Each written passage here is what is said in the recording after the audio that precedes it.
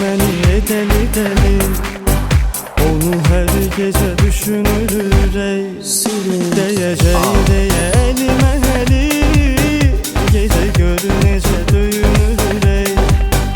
O gecə sonsuz idi, o da bir ulduz idi.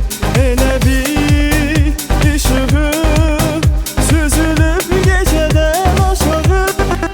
O gecə ilk dəfə görüşümə gəldi, o gecə eşqəmin acığına güldü.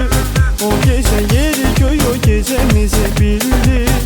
O gecə, o gecə, o gecə, o gecə ay belə bizə görə çıxdı. O gecə yeri göyə bizə görə baxdı. O gecə nuru göyə bizə görə aktı. O gecə, o gecə, o gecə.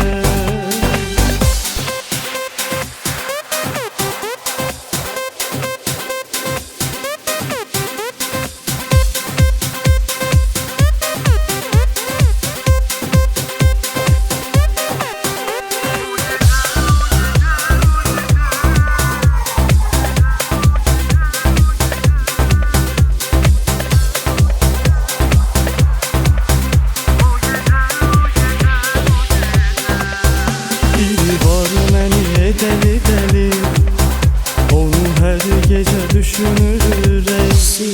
Deyəcək deyə əlimə əli, gecə gör necə döyünür ey. O gecə sonsuz idi, o da bir